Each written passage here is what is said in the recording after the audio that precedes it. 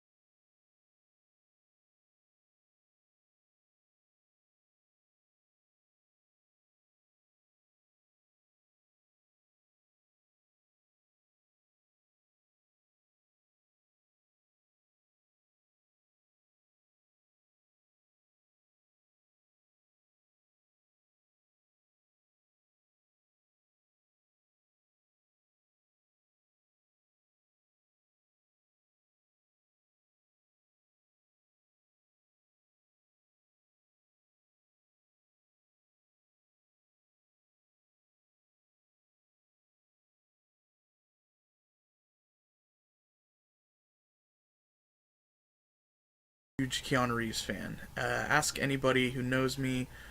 I'm not in love with Keanu Reeves. Not to say Keanu Reeves is a bad actor, because he's not. He's a very suitable actor, but I feel like he was born to play John Wick. John Wick is a character that suits him very well, and that first film, the first John Wick film, surprised me. But I went into this second one knowing the world more, knowing the character more, and I expected a great film. And it picks up right where the first John Wick leaves off, and it's just a wild ride, man. The action is upped, the story is upped, and the stakes have been upped.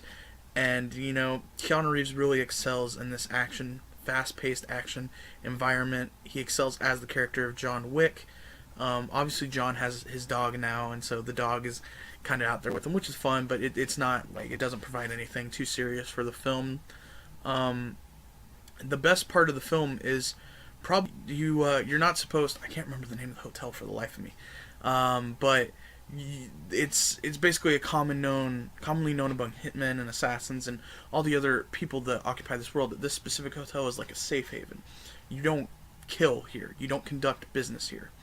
And John, he goes after this guy and he just kills him in the hotel. And the owner of the hotel says he can't protect John now, and now all bets are off going in. I'm excited for John Wick Chapter 3.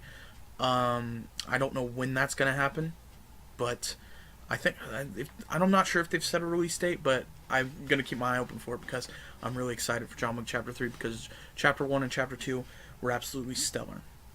Now, number 9 on my list, the first superhero movie on this list, the first of a few. I'm not gonna lie, I'm a big superhero fan, but number 9 is Wonder Woman. Wonder Woman is the first DCEU movie to.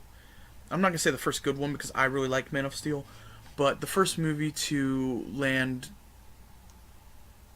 How do I word that?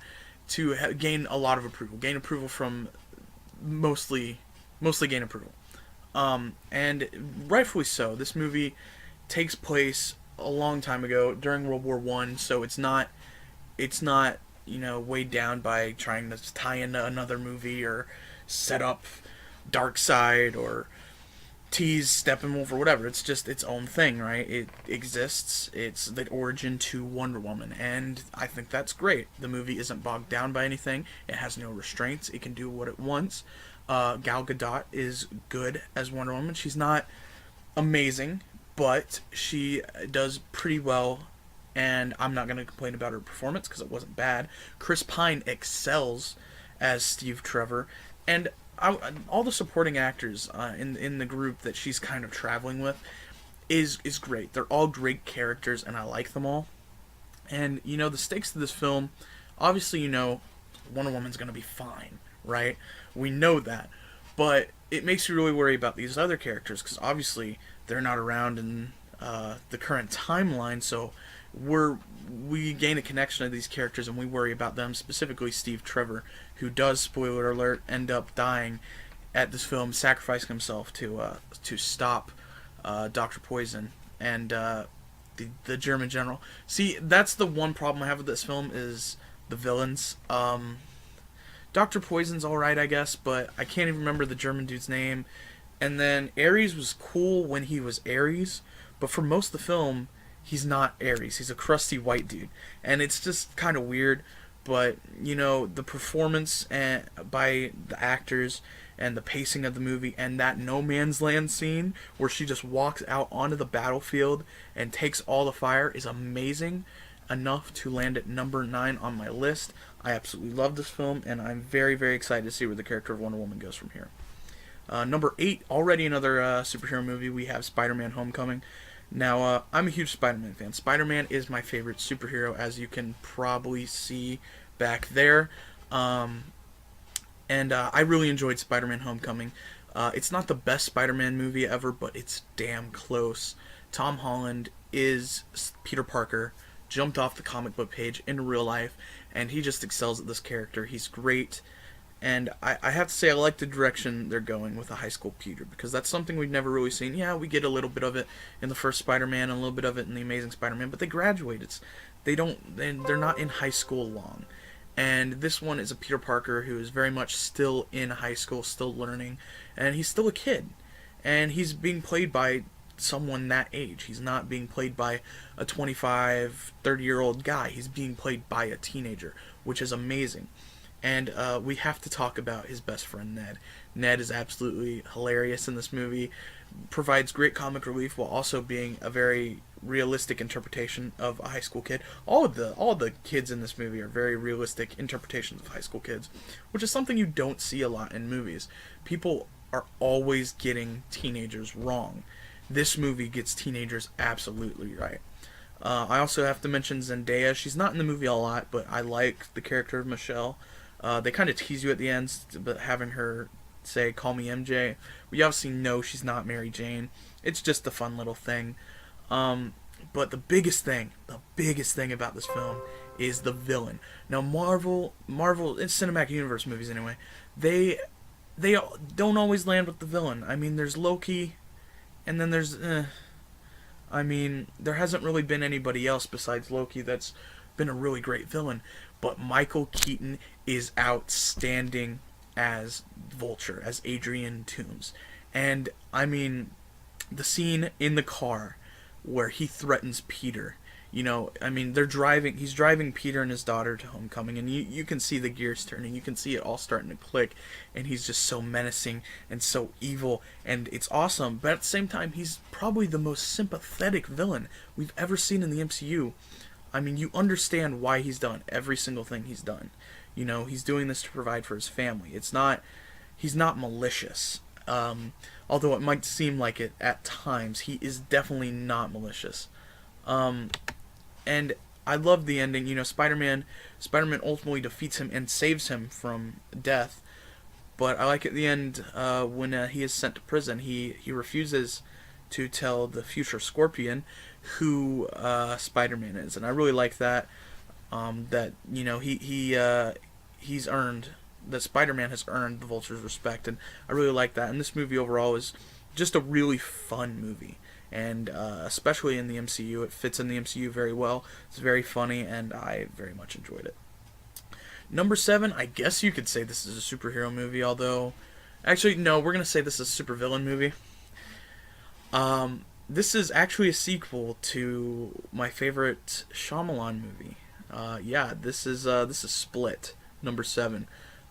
Split, I'd seen the marketing for Split, and, you know, Shyamalan, just like me, had left the bad taste in a lot of people's mouths. The Last Airbender particularly upset me, because I'm a huge fan of the Avatar: The Last Airbender TV show. And so, you know, I don't know about Shyamalan. He's made like 12 stinkers in a row now. And then The Visit came out, and I was like, oh, you know, The Visit wasn't bad.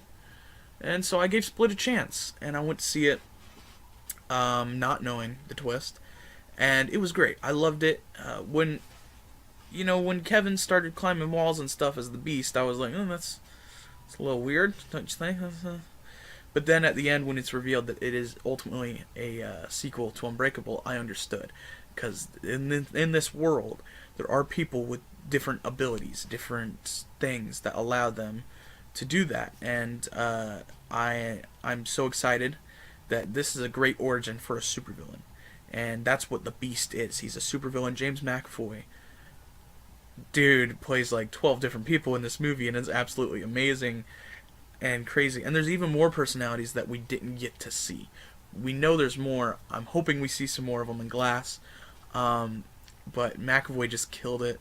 Anya Taylor-Joy played a very determined, a very sympathetic heroine, I feel. And the flashbacks, like, I never knew where they were going, and then they go into a very, very dark place.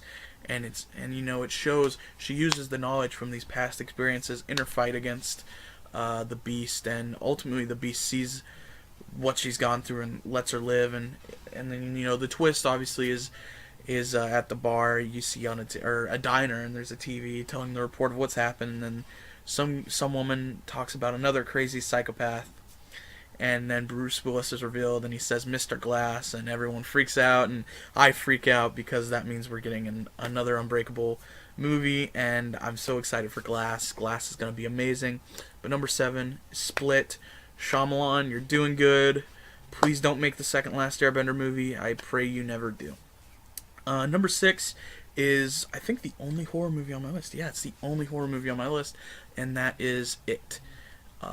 Now, I'm not a big fan of the It miniseries from the 90s. I think it's really corny, really cheesy. Tim Curry's a little over the top, and a lot of the kid actors don't really nail it. But this year's It was great, and I went to see it for my sister's birthday. She's a huge Stephen King fan, and so we all went to see it, and it was one of the best cinematic experiences of the year for me, going to the theater to see a movie, because, I mean, this movie is just nuts. I mean, it's funny, it's scary, it's creepy, it's unsettling. It nails everything it needs to nail. And Bill Skarsgård, I'm not sure how to pronounce his last name. He is perfectly fine as Pennywise. He's not terrible, but he's not great either. But what really sells this movie is the kids. They are so good. These are some of the best child actors in the business. I mean, most kid actors aren't that good. They're all right, some of them, and it's just they're kids. But these kids, they're just so amazing. They're funny. First of all, they interact the way kids do. Also, this movie is set in the '80s, but it doesn't overdo it.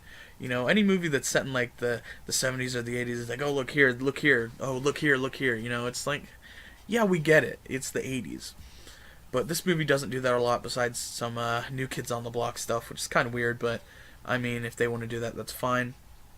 Um, I found myself really enjoying the bullies in this movie, which is weird because that's like one of the worst things about Stephen King stuff. I think is bullies, but the bullies in this one were very realistic. I felt, and they actually had at least the main kid had a reason to be doing what he was doing, and it all tied together very well. And I mean, it was just a really fun experience, and uh, I can't wait for it to come out on Blu-ray, and I'm definitely gonna get a copy on Blu-ray and watch it again because I really enjoyed it. It was one of the more fun movies of this year. Number five on my list is one of my friend's favorites of the year, and that is Baby Driver. Baby Driver. I knew Baby Driver was going to be good just by the trailers and knowing that Edgar Wright is making it. I mean, come on, it's Edgar Wright. When has Edgar Wright not made a great film?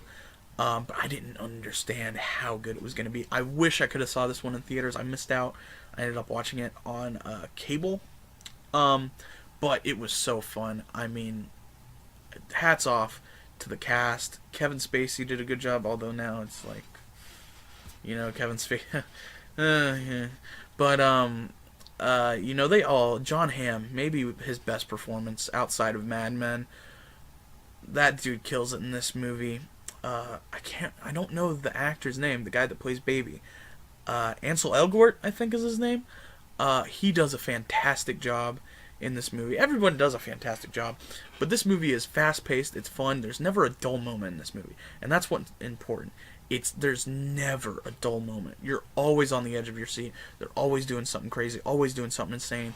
The action is fast paced. The driving, oh my god, the driving, it's so essential. And the music, it's so essential to who, not just the movie, but who Baby is as a character, and it's so great. And I mean, there's so many twists and turns, and it's just an absolutely amazing film. I need to get my hands on a Blu-ray of this, and I need to frame it, and it's amazing. I loved Baby Driver, and I can't wait to get a Blu-ray copy of it. My number four is a movie I just recently saw. Another one I wish I could have saw in theaters, and I was even excited before it came out. I just didn't have the money to see it while it was in theaters, and that is Logan Lucky. Logan Lucky obviously is the directorial return of Steven Soderbergh from Ocean's 11 fame. And man, this movie's awesome. And the cast. I mean, first of all, you got Channing Tatum, Adam Driver, Daniel Craig. I mean, come on, that's Hilary Swank's in this movie. Sebastian Stan's in this movie. I mean, come on, Catherine. I could go on, but it's just an amazing cast. It's an amazing movie. The story is pretty simple. Jimmy Logan loses his job, really needs the money, wants to keep that close relationship with his daughter, and what are they going to do? They're going to rob NASCAR, and that's what they do. They hatch this plan to get Joe Bang out and help them blow this safe and get all this money. There's a lot of twists and turns in the road and a lot of difficulties. A lot of hilarity ensues, and Daniel Craig's performance in this movie, one of his best performances ever. The accent he does is great. The mannerisms he does is great, and I really buy him as this character, which is weird because he can go from 1 minute being James Bond to the next minute being Joe Bang, and that I just find that amazing. And he's absolutely great in this movie. So are Channing Tatum and Adam Driver. Adam Driver's absolutely killing it. He is on his way to being one of Hollywood's biggest stars. I absolutely love Adam Driver in this movie and another movie that may or may not be coming up on this list. And they just excel. I totally buy the brother relationship between Channing Tatum's character Jimmy, and Adam Driver's character Clyde. And one of my favorite parts of the movie actually is Adam Driver's character is supposed to be really upset at Channing Tatum for saying cauliflower, which apparently the last time I heard that he ended up going to juvie. But he gives him another chance because Channing Tatum cooked him breakfast and even burned the bacon like he liked. And it's stupid funny stuff. And I really enjoyed this movie. I thought it was well written, well directed, and well acted. And it was just a lot of fun. A lot of fun. And I doubt that we'll get like a Logan Lucky 2 or anything. This is just its own thing and whatever, and I'm perfectly fine with that. I love this movie. It was great. My number 3 on the list, and this, a lot of people are going to be like, what? Because I'm a huge Star Wars fan. Star Wars is by far huge in my life, right? And this movie is, I think, the 3rd best Star Wars movie ever made. But it's only number 3 on my list. Star Wars The Last Jedi. I love this movie. I absolutely loved it. For a lot of reasons. I'm getting flustered just thinking about it. Luke Skywalker. I got to see Luke Skywalker on screen again, and that was crazy. I got to see Carrie Fisher's final performance, which is very sad, and especially the scene she shares with Luke. It's so like, oh man, and because it's just so sad. Adam Driver in this movie is crazy. I just want to say Adam Driver gives maybe performance of the year. He gives an amazing performance, and he sold me on Kylo Ren as a character. Kylo Ren is officially one of my favorite characters in Star Wars, and I mean, he just kills it in this movie. The relationship between him and Rey is very good in the moment. I love the Force connection scenes with him and Rey. At first Rey is just like wants nothing to do with it. She's calling him murderous scum and all this stuff, and then 2 or 3 conversations later, she's talking to him like an old college buddy, and she's comforting him, and it's really, it's out there. And then they trick us. They make you think at one point Kylo turns, but he didn't really, and it's crazy good. Luke's arc in this movie is perfect. I love Luke's arc. Poe is serviceable in this movie. They did more with them than they did in The Force Awakens, which is good, but I want to see Poe in an even bigger role in Episode 9, do something big, because I really do like Poe as a character, and I want to see him do more. Now, Rose, I like Rose fine as a character. I feel she may not have been utilized in the best way, same with Finn, but I'm excited to see what happens with him down the road. Alright, so my number 2 is another comic book movie. And for the longest time, this was my number 1 film of the year. For the longest time. And that is Logan. Logan was amazing. I loved Logan. I cried in the theater watching Logan. I watched Logan twice in theaters. I've watched it countless times since. And it's such a beautiful movie. And I think the reason... First of all, Logan is the greatest comic book movie of all time. Alright, it's the greatest superhero movie of all time. Bar none. Nothing beats it. And I think the reason that is because even though it's a superhero movie, it's not a superhero movie. And that's the beauty of it. And some of the best performances of these actors' career. Patrick Stewart kills it. Hugh Jackman kills it. Daphne Keane kills it as X-23. A lot of the villains, but this movie wasn't about the villains. It was about the hero. It was about Hugh Jackman. It was about Wolverine, Logan. And, I mean, this movie was just, from start to finish, it was a fun ride. It was so sad, exciting, and it was just so satisfying for Logan to go out that way. It was the perfect ending to Hugh Jackman's run as Wolverine, as this character. And...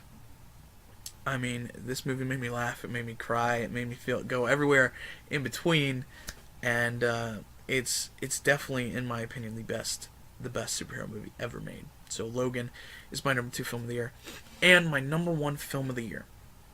What's it going to be? A lot of speculation here. My number 1 film of the year is War for the Planet of the Apes. This Apes trilogy, I think may go down in movie history as the most solid trilogy of all time. Now, the reason I say that is because when Rise came out, nobody was expecting, we just got done with Tim Burton's Planet of the Apes, and another Planet of the Apes, whatever. And then Rise came out, and it was like, holy shit, that was really good. And then Dawn comes out, and everyone's like, holy crap, this movie was great. And so I got pumped for War. I was pumped. I didn't get to see War in theaters, once again, but I did get to see it on Blu-ray.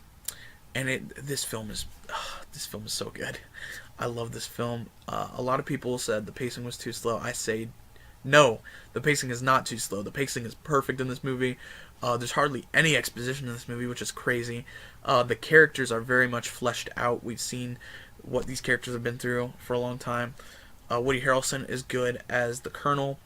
And if Andy Serkis does not get nominated for an Oscar, I am going to lose it. This man has done so much work. He deserves an Oscar nomination. Even if he doesn't win it, just nominate the man. Nominate the man. This performance was excellent. He killed it as Caesar. Caesar has become one of my favorite fictional characters ever. An ape. A CGI ape is one of my favorite characters ever. And that's how much I buy into the performance of Andy Serkis. They show off in this movie how good their CGI is. There's a scene where they find a girl in a cabin, and Maurice, the orangutan, it does a close-up of his face, and I thought they were filming an orangutan. I watched something with CGI in it, and you can tell. You're like, that's not really there. I watched this movie, and I cannot tell those apes aren't really there. It looks like there is an ape staring back in my face. It is crazy. Another thing I want to talk about is